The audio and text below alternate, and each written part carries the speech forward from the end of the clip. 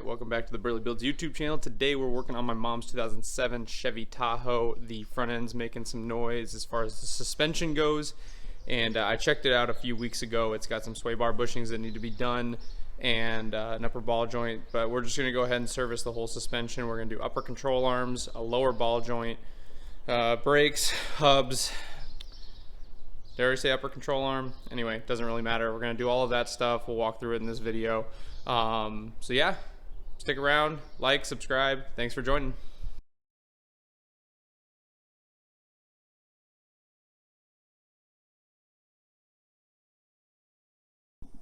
Alright, so this is the vehicle in question. This is a 2007 Chevy Tahoe. This video will apply to pretty much any Chevy or GMC full-size SUV, so that being a Tahoe, Suburban, Yukon, two-wheel drive, 1500 series, 07 to 14, I believe, or a 07 to 13 Silverado Sierra 1500 two-wheel drive.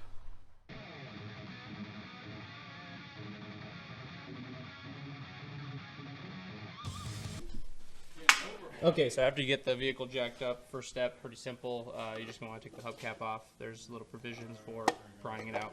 Alright, next step is just taking the tire off. You're going to want to grab a 22mm socket and either your impact or some sort of large breaker bar.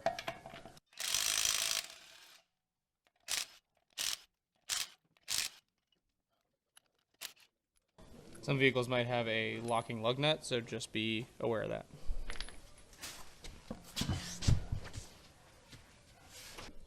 Alright, so one general rule of thumb that we're doing on this is that it's only got 120 something thousand miles on it. If an OEM component is still in good shape, we're probably not going to replace it, only because I don't trust that the aftermarket stuff is as good as the stuff that was put on the vehicle. So first step on here is taking the caliper off. You're going to want to grab a 19mm on either a ratchet or an impact or something along those lines.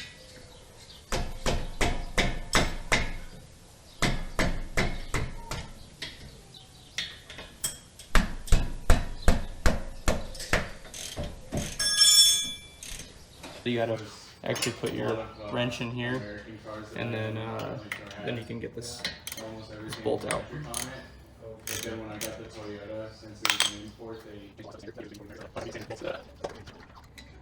There you go. Repeat for the top.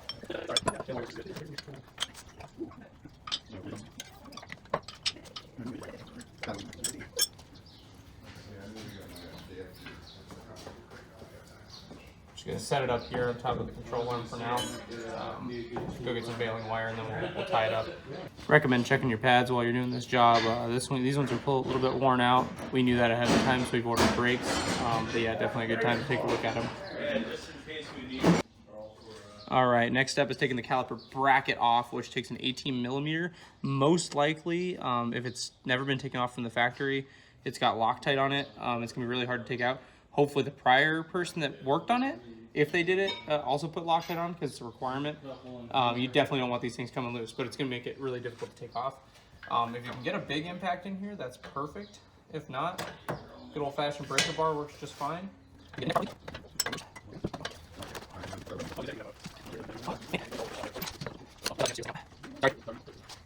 I think what we're going to do is we're going to get the overcompensator out.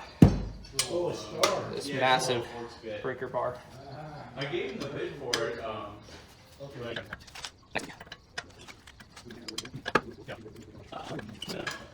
You should be able to just zip it off now with an impact.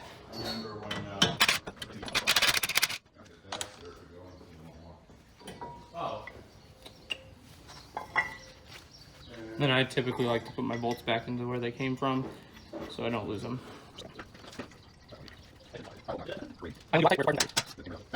So he'll need that now. Just like that. Since I'm ahead of him, he'll need. Alright, next step is to take this T30 torque spit out. You can use a normal wrench if you have one. We just got it on the impact. And then that'll allow the rotor to come off. Hopefully your rotors come off that easy. Sometimes they're rusted on and you have to hit it with a hammer. So for us, the next step is going to be removing This sensor, we're going to get it cleaned up, but we're also just going to get it out of the way since it connects to the upright and the upper control arm. We're just going to get that out of the way. Should be an Allen down here, which I'll get the size for, and then 10 millimeter for this bolt, and 10 millimeter for a bolt back here.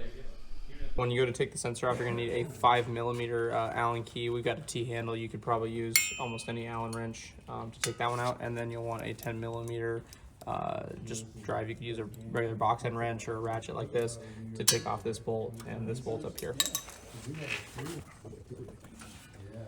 There's that screw.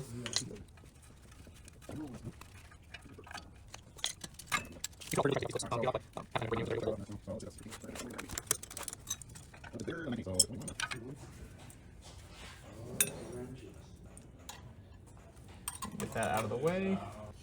And then we do recommend also, you're going to have now a hole in your hub, and that's a sealed unit.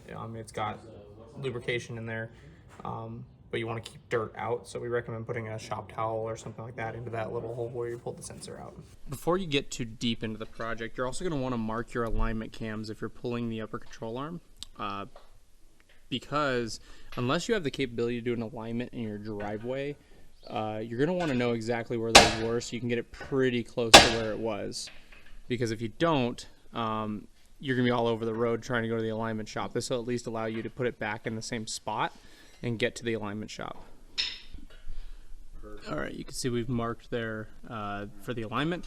I'm just using a Milwaukee Inksol paint pen. Works fine. You could use a silver Sharpie, anything along those lines that'll help you mark that position. So this next part was pretty hilarious. It's the sway bar bushings. My mom came in for the clunk, and there you go.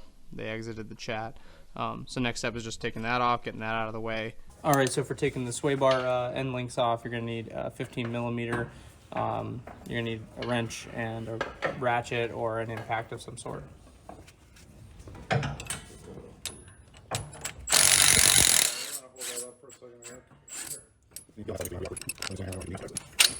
we go. And next step is the tie rod end, getting that loose. It's a 21 millimeter. Should be able to just hit it with an impact. All right, let me finish pulling. Ben's gonna take a whack at this thing and try to get the tie rod released. There it goes. Hey. Next step is doing the lower ball joint, which takes a 24 millimeter socket. I've got it on an impact.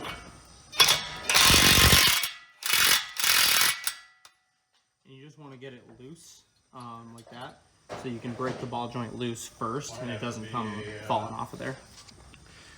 Okay, and then you're going to want to use a hammer, and we're going to hit right on these ears with a sledge to try to get this to come loose. We've applied some upward pressure on the control arm, so you'll know exactly when this pops.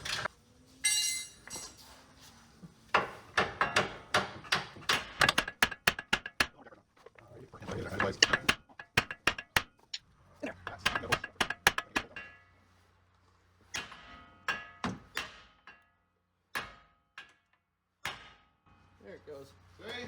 Yep. Told you. Fair enough. I think it's the plastic handle versus the wood. Yes. The next up is to remove the upper control arm bolt. Now that we got this all loose down here, we again left this in place so that we can not have this whole assembly fall off once you get it loose. This is a 18 millimeter. I'm just using it on a ratchet. So again, we're also going to leave this one just loose on there so that we can hit up here and get the upper control arm to release. That's a 15 again. 15? All right. Let's see. I got it here. Significantly easier than the lower ball joint. That's nice and loose. Now we're going to pull these two nuts off, and the whole knuckle will come off here. Most likely, once you get these loose, the ball joint's going to want to spin inside of there and not allow you to take the nut off. There's actually an Allen key at the bottom of these. You can hold this in place with an open-ended wrench to get these off. The bottom, to get this out, you're going to want the 8 millimeter Allen key and a 24 millimeter box end wrench. And what you'll do is you'll hold this bottom like that while you loosen here. And it's going to be kind of tough. You might need a pretty big Allen key to get the leverage that you need. Oh, so that now comes off of there like that. Good to go. And now we'll do the top again using a 6mm, and I'm gonna have to go grab an 18mm box end wrench. Get that.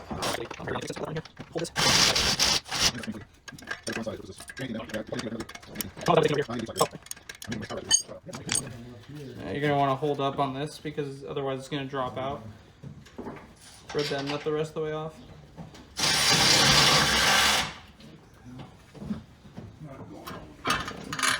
The whole knuckle will pop out. Right, next step is to take the strut assembly out. The lower bolts are 15mm sockets, and then we'll get to the upper bolts in a minute.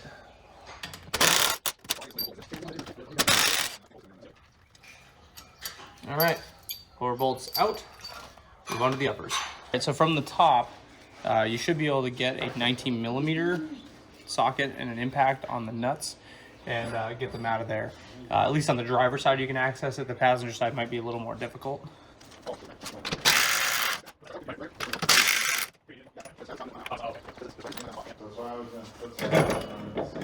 You're gonna have to push down on this control arm like this to get enough play to drop that strut out. But highly recommend, if you're gonna replace these, get the fully assembled strut.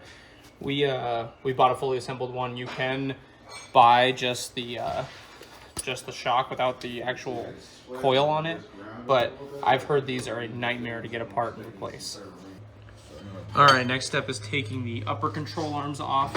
You're going to need a 21mm wrench for this side and 21mm socket, or vice versa. And just plenty loose. Now, keep in mind when you take these off, remember where each of these alignment cams went, because when we previously marked them, in order for that marking to work, you have to have those go back in the same spot.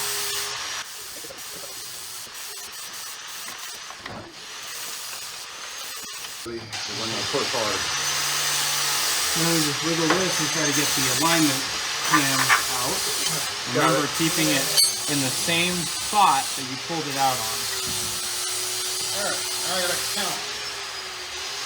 So just like that, keep it in that same orientation that it came out on, and on the same side that it came out on.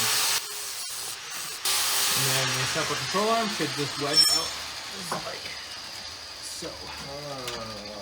Bigger than a 15, but smaller than a 19. And done.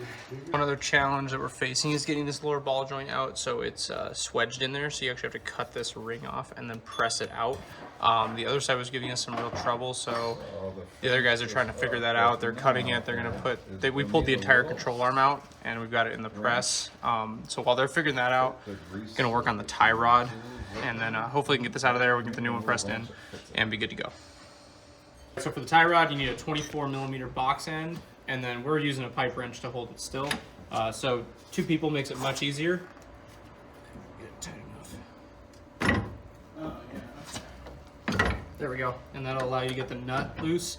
You can also do that when it's still in the knuckle at the very beginning, and it might make it a little easier, but straightforward enough. Now, before you take the tie rod end off, you're gonna want to make sure you can count the revolutions out that you turn it, because you're going to go in the same amount of revolutions to get the toe alignment as similar as you can to where it came off, so you can get it to the alignment shop and get it properly aligned. Right there. So then the next step to get it off, you'll actually have to hold the inner tie rod. We're not replacing the inner tie rod. Ours is in good shape. If you do need to change it, you're going to have to take this boot off, and there's going to be a big nut up here at the steering rack. But again, we're not doing that. There's no wear on ours, and the original part's in good enough shape, so we're not going to touch that. But now we're going to have to hold this piece so we can turn the tie rod and get it off of here. What we'll do is yeah, I see what we're doing when we run it. There you go. It might just take a little bit to break it loose first. So as you can see, we've gotten 1 revolution there, and then you're just going to count 1, 2, 3, 4, however many it takes to get it off of there, and put the new one back on in the same amount of revolutions. 2, 4, 5, 6, 7, 8, 9, 10, 11, 12, 13, 14, 15, 16, 17, 18. So 18 revolutions to get this thing off. We've got our new one right here, but that'll help hold it in place. So we go 1, 2, 3, 4, 5, 6, 7, 8, 9, 10, 11, 12, 13, 14, 15, 16, 17, and 18. Hold this Oh yeah, here, Once and save and I love these locking yes, definitely. crescent wrenches. Obviously, you can see I'm not even holding it anymore. It keeps it in place. So now I'm going to pull this up nice and straight and tighten that down. So because of how difficult it is to get these lower factory ball joints out, we're going to take the whole control arm out so that we can then cut these flanges, which I'll show in a new clip, and press it out. But it's going to be much easier on the bench using the shop press.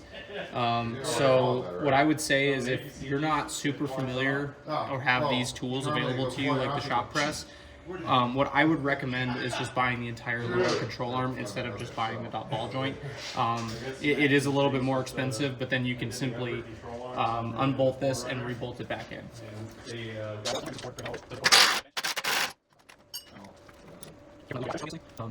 Looks like that bolt's already ready to come out. Word of advice, put the nut and the washer on there and everything together so you don't lose it. That comes right out of there nice and friendly, and hopefully pops right out of there. Nice. And these factory bushings were really good against the frame, so obviously we're not replacing those.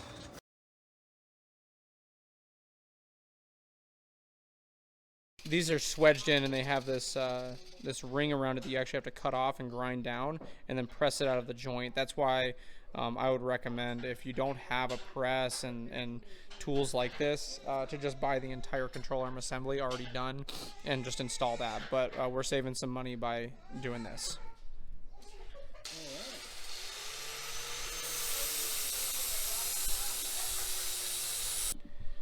All right, and then we've got it ground down here until you can start to see the seam here, and that's when we know it's ready to press out. It's crushing the pipe. So we cut a piece of exhaust pipe to add as a receiving end for this press, and you can see we're crushing it, so might have to come up with a different solution there. Damn. Maybe hold on. I don't think it's wanting to go, huh? Or did it take that much pressure before? No, I wanted to give it. So back off. We're probably binding on something. Yeah, exactly. Well, hopefully this one looks like we know what we're doing. All right, so we got a new piece of exhaust tubing cut to be our receiver for the ball joint pressing out of there. Might be crushing again. Is it? Yeah. Yeah. Oh, hey, there it goes. Yeah, we're going a little crooked, but.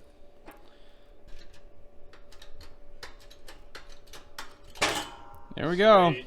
And we're using most of the normal tools out of a ball joint press kit.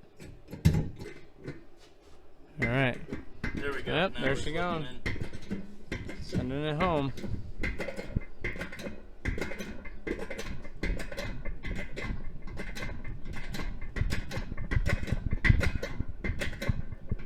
And you're there. Home. All right. Get your snap ring pliers. Get that started. I'd recommend putting it on the surface first, then ratcheting it open, because otherwise it could fly off on you, and this will help hold the pins on. And just get that nice and seated. Release. And then we'll tap that with a screwdriver to make sure it's well seated. So it looks like right here it needs it. Yep. And now we are seated in. All done. The lunch spread. All right, guys, it's the best part of the project. We've got everything all off and ready to go back on, so you know what that means. Let's go. All right, so now we're going to put the lower control arm back in. Ben, if you want to grab it. Yes, sir. And start to stick it back up in there. I'm going to try to get the bolts through. I'm going to grab one of these to Help align her a bit.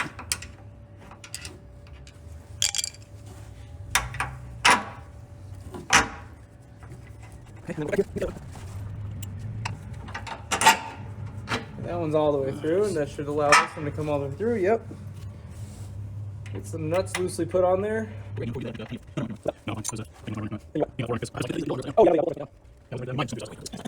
Okay, lower control arm is on. And one key thing you're going to want to do, or not do rather, is do not fully tighten these yet.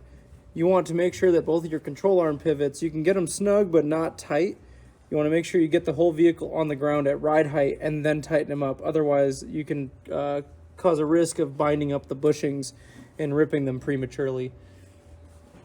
Next up is getting the upper control arms back in place, and we struggled with this a little bit on the other side at first, getting it squarely in there to slide in, but it looks like it might want to go now. So getting in a line, definitely recommend using a dead blow mallet or a rubber mallet so you don't mar up the control arm. And we're gonna slide this guy in there. Get your other alignment cam. These cams only go on one way. Get on there, and again, same as the lower control arm. You don't want to tighten these up quite yet. You can get them snug, get them pretty close to where they need to be, but ultimately you don't want to fully tighten them until it's on the ground, or else you could tear up the bushings once you do drop it.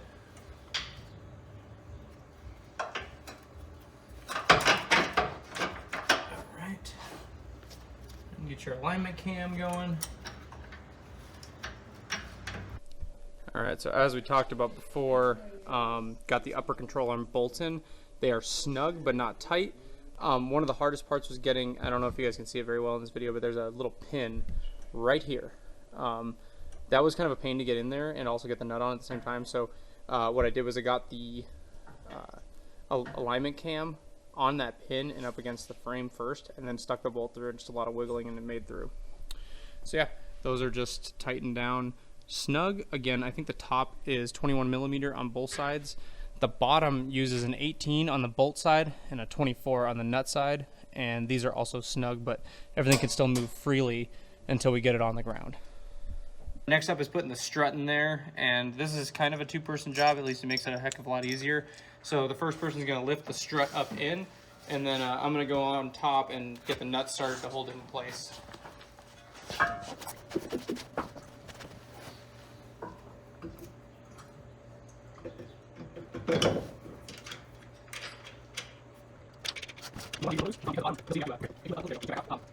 Yeah, keep those nuts loose at the top so that way you get a lot of play. And then we're going to lift this up and into place. Stick the bolt up through from the bottom. This strut in particular came with brand new hardware. The factory used like a capture clip, whereas this one just uses a bolt with a nut on top. I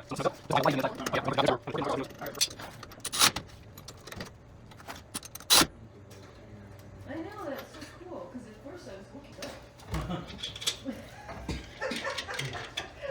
Well, you know.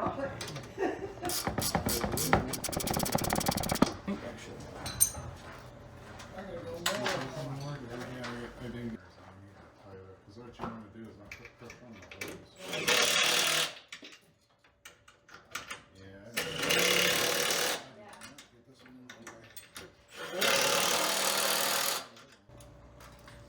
Alright, next step is putting the upright back in place. And one thing to note is we did not replace the hubs. They're in good shape, and I'd rather keep the OEM hub on here if it's in good shape, and save a little bit of money. So you want to just get it loosely in place, try to get a nut, safety nut on there. Nope, we're good. We got it. Nah, we just had to do the upper control arm pushed down enough. We're good. And because these are castle nuts, there's not really much of a torque spec. We're gonna get it tight with a 1/2-inch wrench, and then get it turned enough to get a cotter key in there. Okay, so the bottom ball joint appears to be a 7/8, which is the first standard size that we've had on this vehicle. And there's actually a coating. I'm getting this basically as tight as I can get it to where it lines up with the cotter keyhole. So we're there, we're home. All right, and the upper ball joint is an 18. So let's see, I'm gonna torque the tie rod. I need this. All right, we got upper and lower ball joints lined up on a cotter key. We're gonna put the cotter keys in, then we'll do the tie rod. So next up is just putting the tie rod in place. A little motivation. There we go. Those Milwaukee metal blades for the saws.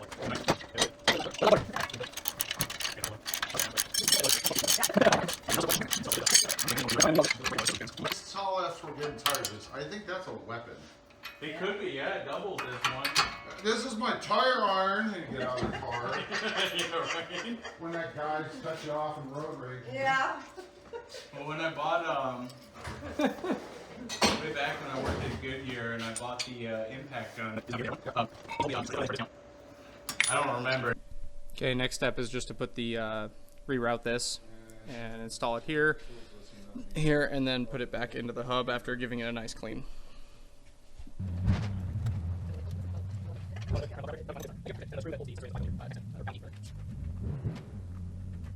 Okay, now we gotta put the rotor on. This is just reversing the original process. Throw the rotor on, but make sure you line up the conical hole with where the screw needs to go through on the hub. When we got to the desk, I was looking at checking in. Like, oh, yeah,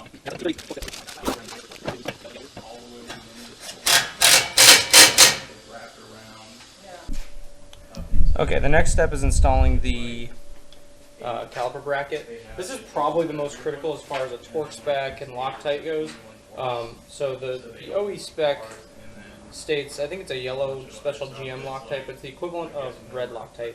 Put a dab of that on the bolts when you put them in, and then you're going to need to torque it to 148 foot-pounds. I've always been super critical on these because I've actually had a couple of experiences where these bolts back out. One time we were on a dirt road and it literally blew a wheel out because the bolt came out, and then the caliper literally snapped back off the piston because of the amount of pressure, and it literally caused it to blow a hole in the wheel on a dirt road. So that was pretty crazy, and definitely don't want to ever repeat that again. So Loctite and torque it is.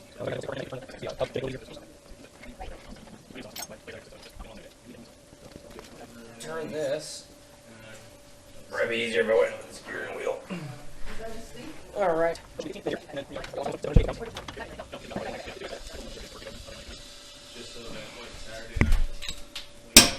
we go.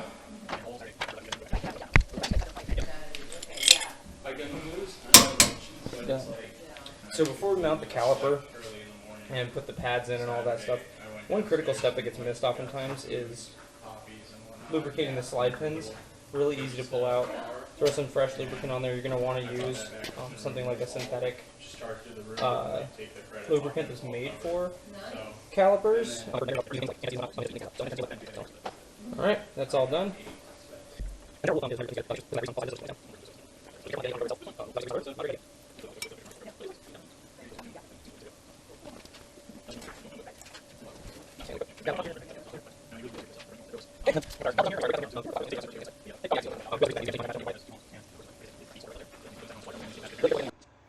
So when compressing the caliper, sometimes you can use the brake pad to help you here. This one's actually pretty easy to just stick the C-clamp down in here and compress it.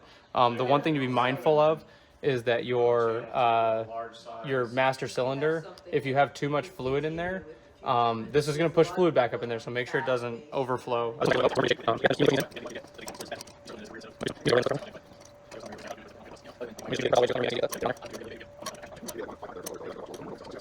Alright, and that's compressed plenty to get it back on there. So next, Jesus, that's going to be a blooper. Okay, so next step, just putting the caliper on right here. We got it all compressed. Should slide on hopefully pretty easily. Looks like I'm compressed enough. We'll find out. It's like right there. There we go. Okay. And then these do not get any sort of compound as far as the Loctite or anything like that goes. You'll need a 19 millimeter socket to tighten this up. Set your torque wrench to 74 foot-pounds. Looks like we don't need the wrench. And it is what you might call guten tight, as they say in Germany. All right, so the last thing to effectively install on this before we put it on the ground and tighten up control arms is going to be the sway bar bushing. So this is actually the original reason my mom brought the car in, was that it was clunking a whole bunch and the sway bar bushings were just gone. So I wanted to call this one out. So this is a kit from, they're called Suspension Dudes. I got it on Amazon. This is actually, I think, the only made in USA part going on this this rebuild. Unfortunately, all the Moog parts that we're putting on here aren't even made in USA anymore. And I thought this was pretty cool because I think people probably screw up sway bar bushing installation quite a bit. Is that you get it way too over tightened and they squish down like this. This kit actually says 8 to 9 threads visible. Who needs a torque spec, right? One thing that people need to always pay attention to is your stack of hardware. So the first thing to go on is going to be this little cup here, and then we're going from the bottom up. So you want this cup, and then you want to make sure that the cup part of this matches that. There's a recess here, a machine part, that recesses into the arm and into the sway bar bushing. All 4 of these bushings are the same.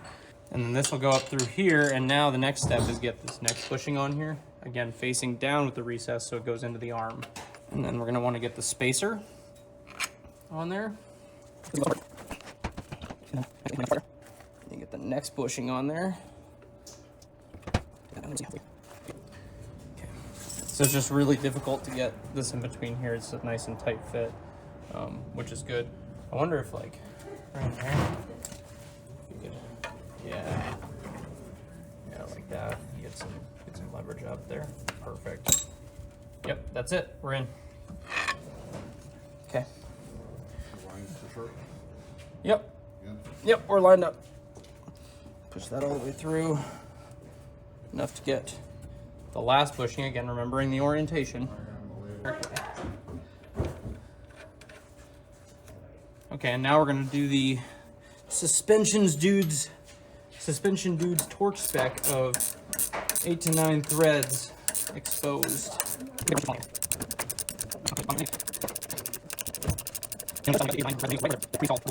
So we're going to count these now. We got 1, 2, 3, 5, 6, 7, 8. And so that's perfect. It's done. All right, one of the last steps before you put the tire back on is putting grease in your joints. Some of them come pre-greased, so just be aware you don't want to put too much grease in here and blow the seals out. So just be mindful of that when you're putting grease in. So just confirm one last time that your marks from before line up here. The next thing we're going to do is put the tire back on and then put the vehicle on some weight, because you want to actually tighten up. Like we said before, the 4 bolts that hold the upper and lower control arm pivots on, you want to tighten them up at ride height. We're going to use some wooden ramps to set the car down on so that we get some height and you're able to get underneath there. So after you've gotten it down on the ground, one of the last things to do is torque up the lugs. You're going to want 140 foot-pounds on this vehicle for that. There's an indicator for where the valve stem is. Just make sure you get it in the right orientation or you're going to drive yourself nuts trying to align it and get it right. So, car's all done. We just got it down on some blocks. All we got left to do is torque up the upper and lower control arms. FYI, the lower control arm is 129 foot-pounds. The uppers don't really matter that much because the alignment shop's going to have to take them loose anyway. Then they'll torque it down when they're done with it. And then the one big thing for us is we've got new pads and rotors on this thing, so we will have to go do a break-in procedure. But 100% go get an alignment after this unless you're some sort of professional. But honestly, if you're a professional, you're probably not watching this video. All right, that's a wrap. Remember to like and subscribe. I appreciate y'all.